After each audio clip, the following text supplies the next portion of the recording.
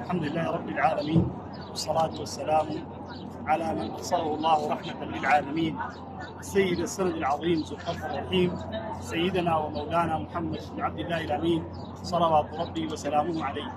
اليوم في هذه الساعة المباركة يوم الجمعة نحن بمسجد الغمامة، هو المسجد الذي كان يصلي النبي صلى الله عليه وسلم في ساحته.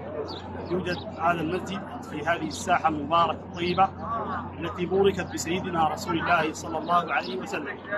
وهذه الساحة صلى فيها النبي عليه الصلاة والسلام على النجاشي ملك الحبشة صلاة الغائب.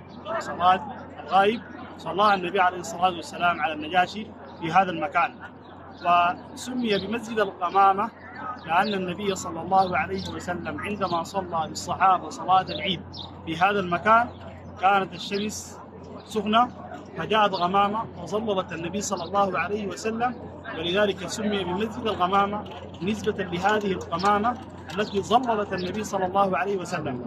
ولما فرغ النبي عليه الصلاة والسلام من الصلاة ذهب إلى بيته، وكانت تتبعه هذه الغمامة إلى أن وصل إلى بيته.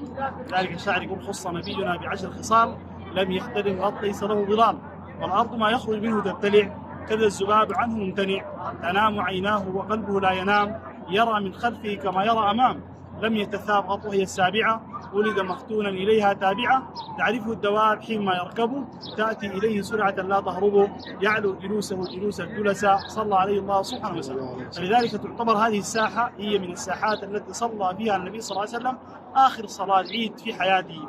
والآن كل الزوار يأتوا إليها ويتبركون بها.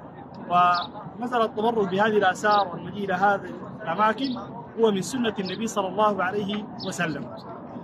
ويقع مسجد الغمامة بجوار مسجد النبي صلى الله عليه وسلم، بجوار هذه الساحة المباركة الطيبة. الله نسأل أن يبارك في أيامنا بجاه هذه الأماكن الطيبة المباركة، وأن يوفقنا مقاصدنا بجاه سيدنا رسول الله صلى الله عليه وسلم. وجزاه الله خير الجزاء الأخ عبد الله أحمد محمد على هذا التسجيل المبارك. السلام عليكم.